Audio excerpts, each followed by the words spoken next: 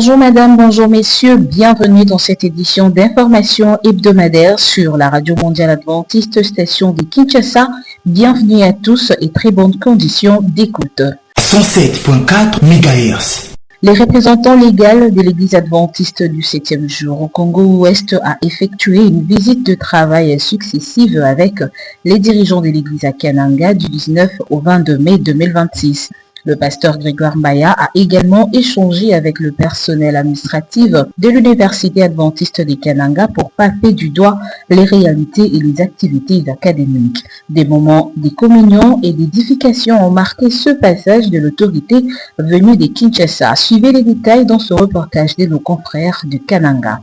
À leur arrivée, c'est mardi 19 mai 2026, à l'aéroport de Lungandu de Kananga, les autorités de l'Union du Congo-Ouest ont été chaleureusement accueillies par les autorités de l'association du Kasaï Centre, les vice-gouverneurs des provinces, le jeune adventiste, ainsi que plusieurs pasteurs et fidèles venus nombreux au siège de l'association.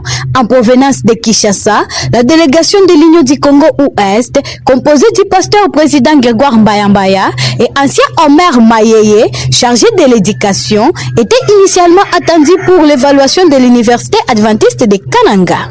Pendant 3 jours, le président de l'Union du Congo-Ouest, le pasteur Dr Grégoire Mbaya, a conduit plusieurs activités spirituelles et administratives. Par ailleurs, une causerie morale a réuni les chefs d'établissement scolaire, les coordonnateurs et les recteurs afin d'échanger sur les valeurs éducatives et spirituelles. Face à la presse locale, le pasteur président a expliqué le bien fondé de sa mission tout en saluant le travail déjà accompli dans le champ du Kasaï Centre. Ici, c'était pas pour les comités de l'IANEN, mais c'était pour l'évaluation de l'université adventiste de Kananga. Parce qu'il y a les responsables de l'éducation au niveau régional, c'est-à-dire de notre direction qui est basée à Nairobi au Kenya, accompagnée d'un directeur associé du même département au niveau mondial, c'est que nous appelons la conférence générale. Ils devaient venir pour évaluer notre université et ça devait être le mardi là où nous sommes arrivés, mais ils étaient d'abord à Lubumbashi où ils étaient en train d'évaluer notre université Philippe Lemon et à partir de là, pendant qu'ils se dirigeaient à l'aéroport pour venir à Kananga, ils vont recevoir un appel de Nairobi, leur demandant de retourner. Pourquoi? Parce qu'à cause de Ebola, on devait fermer les frontières du Kenya. C'est comme ça qu'ils sont rentrés et ils ne sont pas arrivés à Kananga pour l'évaluation de l'université. Et comme nous étions déjà là pour les accueillir, on ne pouvait pas rester sans rien faire.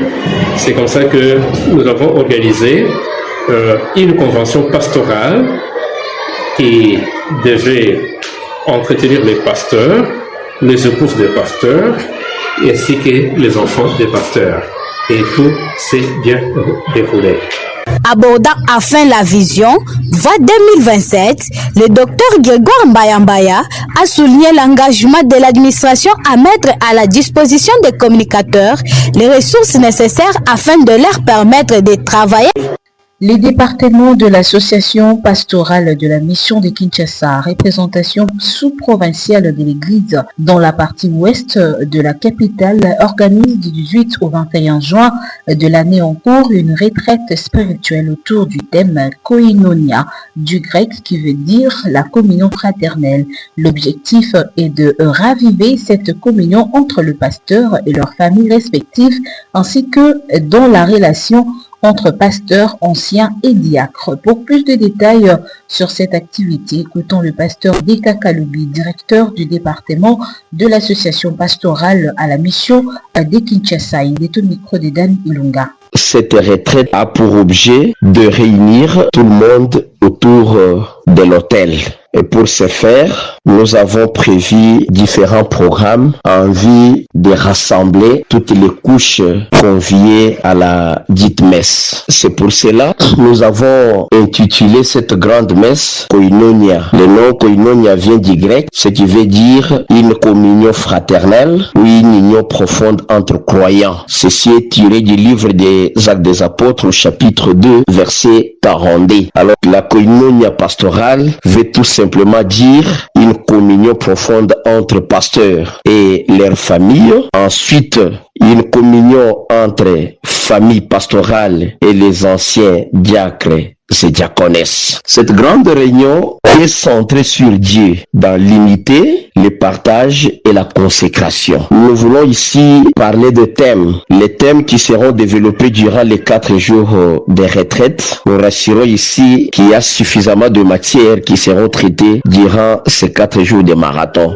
Mais tous les thèmes qui seront abordés convergent vers les thèmes quinquennales enracinés dans la Bible, focalisés sur la mission. Et de ceux-ci interviendront les sous-thèmes tels que le plan stratégique juré, la description des postes ou cahier des charges, le réveil spirituel et réforme, le ministère de prière, l'évangélisation et discipulat, le leadership pastoral et la sensibilité ministérielle.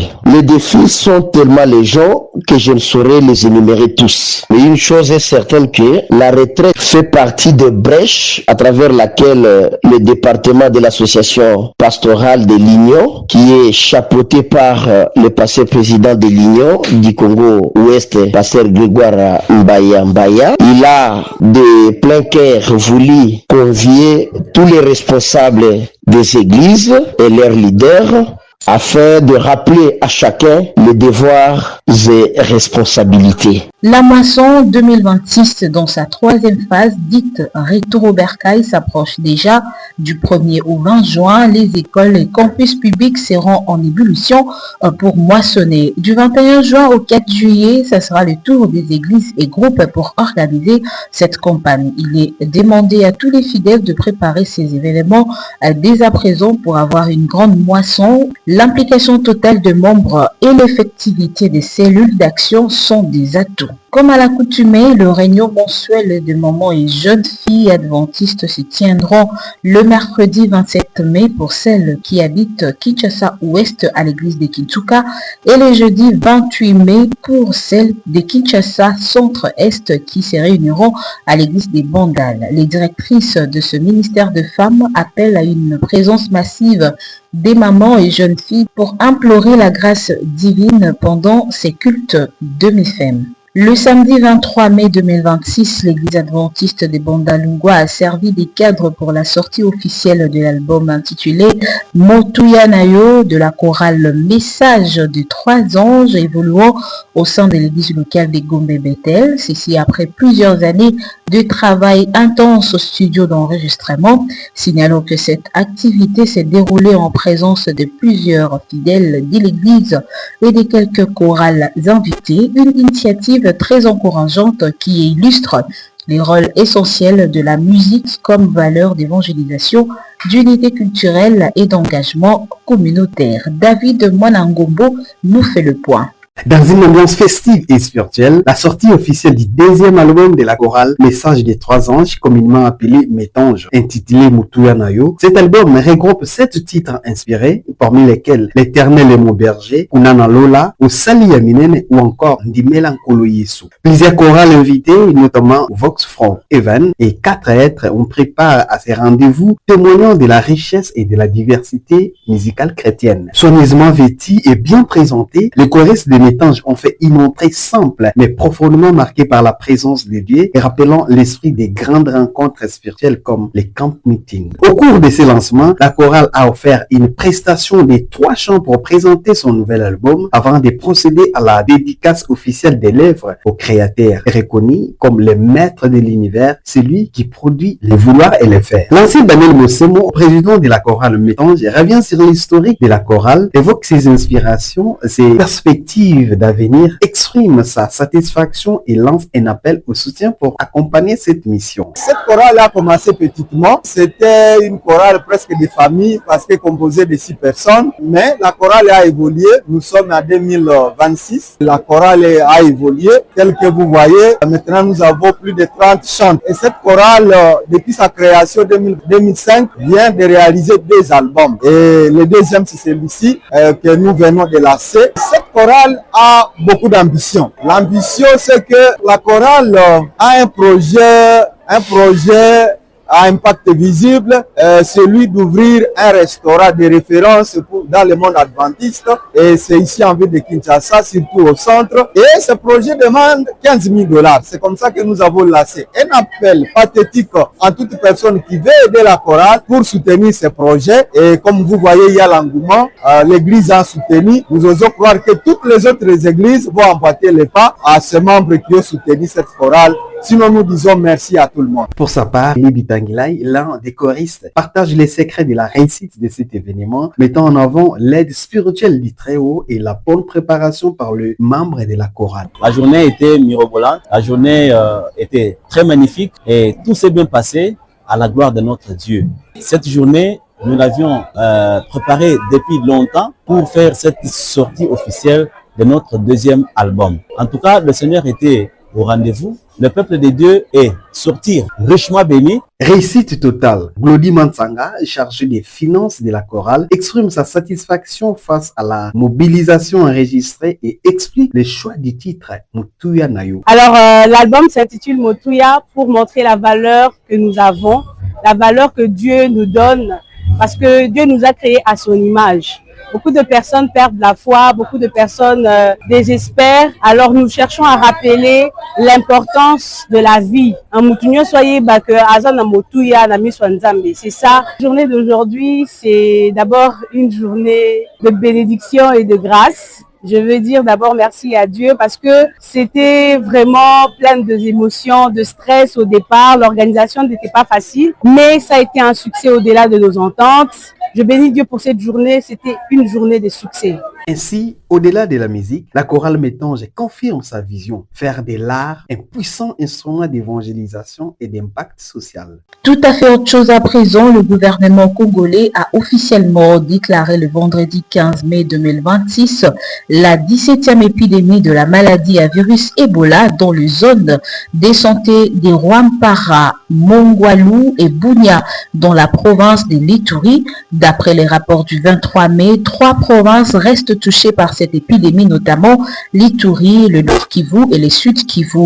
Les cumuls des principaux indicateurs épidémiologiques s'élèvent à 101 cas confirmés, 10 décès confirmés, 904 cas suspects, 1747 contacts listés et aucun cas de guérison signalé à ce stade. Pour en savoir plus sur les causes et les moyens de prévention de cette maladie, écoutons le docteur Merveille Mutombo, médecin traitant à la clinique adventiste de Kinshasa. Il est au micro de Jires Motala. En fait, la maladie à virus Ebola, c'est une zoonose, c'est-à-dire une maladie d'origine animale. Et les réservoirs principaux, c'est la chauve-souris. Lorsqu'elle est en contact avec les autres animaux de la brousse, tels que les singes et consorts, ils transmettent le virus. Et l'homme également en contact avec ces animaux, il contracte les virus et va les propager aux autres êtres humains. Et la cause principale est virale, il s'agit du virus d'Ebola. Il y a plusieurs souches, dont les plus connues, c'est la souche Zaïre, qui est la plus virulente. Il y a aussi la souche Bundibugyo, qui est d'actualité.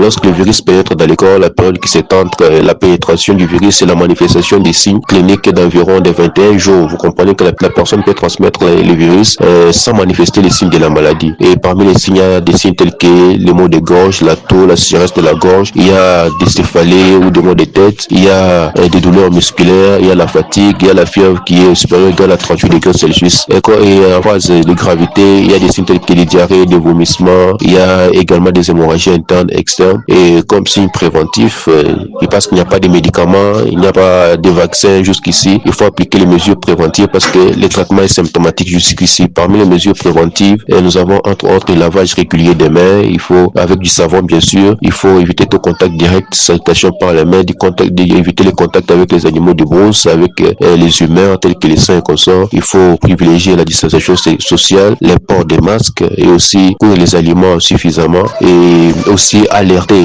une structure sanitaire lorsque on présente l'un des signes précités. Après le lancement de ces activités dans la commune de la Gombe, la Régie de gestion des déchets de Kinshasa, la REGEDEC en sigle, a intensifié son programme de gestion des déchets ménagers dans la commune de Lemba, notamment dans le 3 quartier Mandradel commercial et Salongo Sud comptant dans l'ensemble 53 avenues. Ce programme consiste principalement en la collecte primaire des déchets ménagers par zonage, les tri des déchets à domicile, les conditions des ordures dans des sacs poubelles colorés estampillés au logo de la ville ainsi que la sensibilisation communautaire aux bonnes pratiques d'assainissement. Signalons que cette initiative s'inscrit dans le cadre du programme Kinshasa Ezobonga. Écoutons à ce sujet Jokande Chepela, directeur AI de cette régie. Le président de la République, son Excellence M. Félix Tshisekedi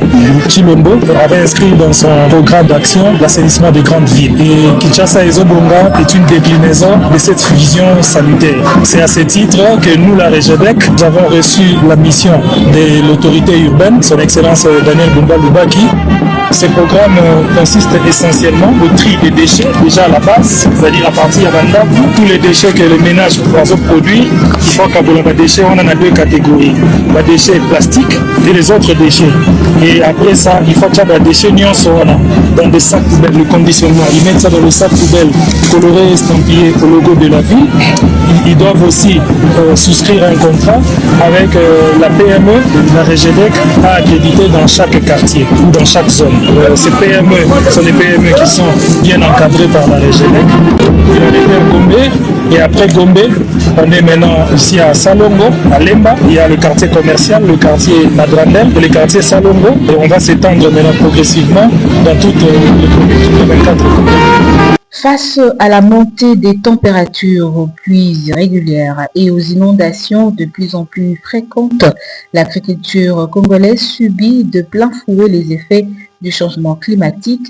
En République démocratique du Congo, plusieurs experts alertent sur les conséquences de ce phénomène qui menace la sécurité alimentaire et les moyens de subsistance de populations rurales. Dans cette interview, l'ingénieur agronome Michel Ekakola revient sur les impacts du dérèglement climatique sur les cultures en RDC. Il est au micro de Aimé Kabea. Ces changements climatiques se manifestent par le forte chaleur, le plus irrégulière, le sécheresse ainsi que les inondations. Ces changements climatiques perturbent fortement l'agriculture car l'agriculture dépend beaucoup du climat ainsi que des saisons. Ces changements climatiques est causé par certaines des activités humaines. Nous pouvons citer quelques. Il y a la déforestation, le fait de couper excessivement des arbres. Lorsqu'on les fait, ça détruit la capacité de la nature à absorber les dioxydes de carbone et ça augmente la chaleur. Ça cause les changements climatiques. Il y a le feu de brousse. Lorsqu'on brûle les herbes ainsi que la végétation, cela pollue l'air et ça détruit l'environnement. Ça cause les changements climatiques. Il y a les mauvaises pratiques agricoles. Certaines pratiques agricoles détruisent le sol et l'environnement, comme les brûlisses incontrôlées et aussi l'utilisation excessive des produits chimiques. Et cela cause le changement climatique. Le changement climatique, vous devez comprendre que ça réduit la production agricole. Souvent, on observe, lorsqu'il y a changement climatique, on observe la hausse des températures. Lorsqu'il y a augmentation excessive de la chaleur, ça fatigue les cultures, ça assèche rapidement les sols et ça réduit de la production agricole. Les conséquences sont nombreuses et nous allons citer quelques seulement. Il y a d'abord les pertes financières pour les agriculteurs. Lorsque quelqu'un investit pour faire l'agriculture et qu'il y a changement climatique, il y a perte de ses financements. Il y a aussi l'augmentation du prix des aliments. Il y a la famine dans certaines zones, il y a la pauvreté et puis il y a l'insécurité alimentaire. Et pour parler sport dans ce journal, à l'approche de la Coupe du Monde 2026, la RDC se dote d'un nouvel outil de promotion internationale. Un protocole d'accord a été été signé pour l'installation à Houston, aux États-Unis d'Amérique, d'une ambassade mobile éphémère du tourisme sportif et culturel congolais qui servira de vitrine au pays durant la grande messe du football mondial. Annonce faite lors de la 90e réunion du Conseil des ministres tenue le 22 mai 2026. Ben Moulami pour la suite.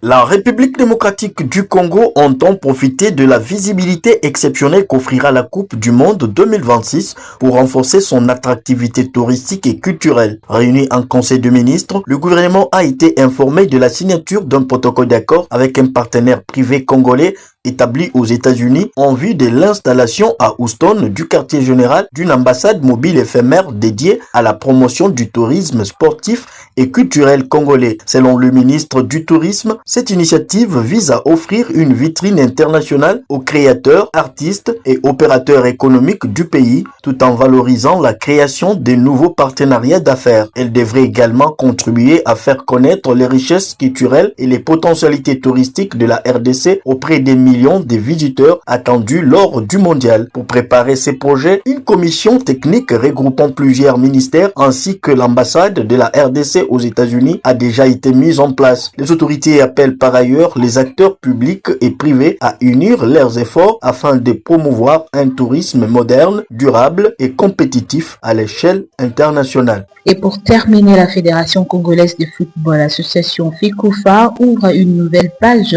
de son histoire. Réunie le mercredi 20 mai 2026 au Pullman Hotel à Kinshasa, les délégués électeurs ont porté Véron Mosengo Omba à la présidence du comité exécutif à l'instance fêtière du football congolais.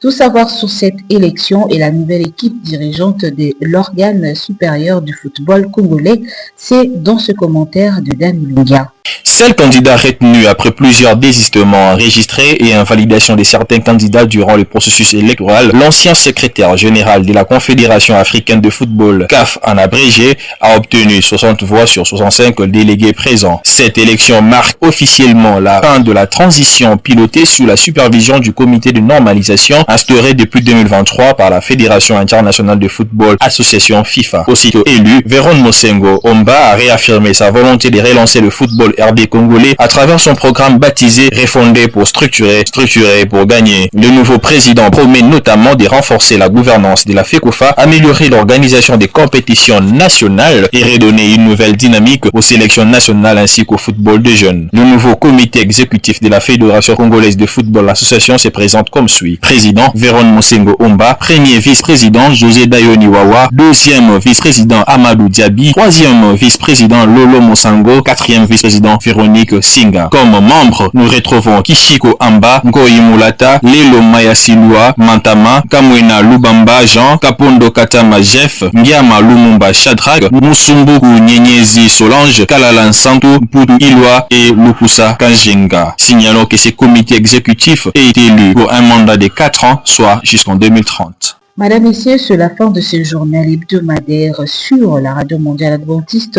la 107.4, la voix de l'espérance. Merci de l'avoir suivi. Nous disons merci à toute l'équipe rédactionnelle et à l'équipe technique qui a assuré la mise en onde. On se retrouve la semaine prochaine pour une nouvelle édition.